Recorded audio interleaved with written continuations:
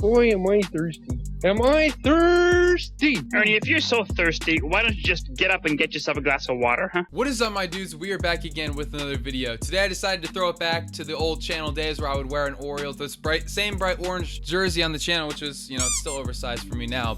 And also, I'm gonna have a little bit different style video today. I feel like I've been kind of getting into the same habit of reading off a script and not really just talking to the camera like what I used to do. Obviously, I'm still gonna have stats, so I'm not gonna be speaking nonsense. But today, I wanted to go over Jose Iglesias' really peculiar 2020 season. I felt like it was one of those seasons where you can't really describe it, you just kind of have to show it. And one of the things about Jose Iglesias you need to know is in his past, he has been known as a glove-first shortstop. He has some of the best defense you'll ever see. He's played for such teams like the Angels, the Orioles for that short time. Now he's playing for the Colorado Rockies. He's had some experience playing shortstop for 1,077 games he has played in the major league. So he has plenty of experience. He's 32 years old. And in 2020, during that shortened 60-game schedule, there was a lot of weird things that were going on that year, but none I feel like is weird for the Orioles as Jose Iglesias' season, because he put up a 1.7 F WAR on the season, which I just did the math right now. A 4.59 WAR is what he was on pace for in 2020. He did miss some time. I believe he had a couple of, minor injuries that were hindering him for here and there, just not letting him play every day, but he played in only 39 games that year, 150 plate appearances, so really a very, very small sample. So obviously, got to take some of this with a grain of salt. I think the stat that's sticking out to me the most about Jose Iglesias' Fangraphs page is the BABIP. And if for those who don't know what that is, it's batting average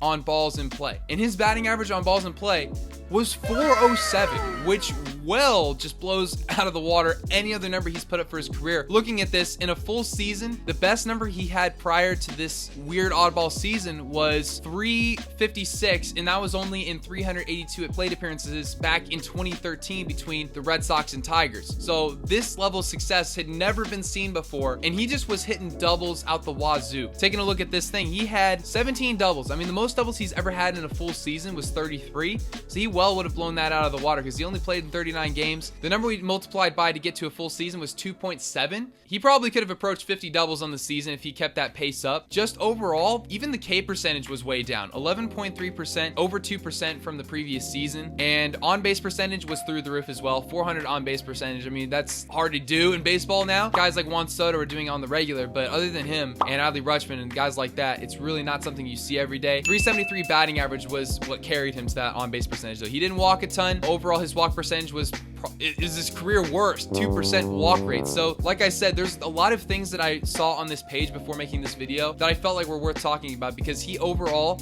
had a very, very odd season. Everything on this page just kind of doesn't really make sense. Obviously, if he'd continued this for a full season, I truly believe that it probably wouldn't have been quite that extreme. It probably would have fizzled out after some time. But it's really interesting looking at this oddball season, because obviously we'll never know what would have happened had he played that full 162 game schedule. The fact that he was making some ridiculous plays, and overall, I feel like he probably had an all-star season in him. He might not have done well in the second half, but I feel like he probably would have earned an all-star selection had he kept that up. I mean, 370 batting average, even for 150 plate appearances, that's kind of hard to do. Seeing guys like Jose Iglesias, seeing season like this, it really kind of is cool, especially for a stat nerd like myself. It's kind of cool to be able to sit down and look at this and see all these different stats that don't really even seem to make sense. And that's the kind of cool thing about oddball seasons. And so if you guys enjoyed this video, make sure to leave a like and consider subscribing. If you're an Orioles fan, you probably already knew about this, but if you didn't, make sure to let me know in the comments down below. See you guys in the next video.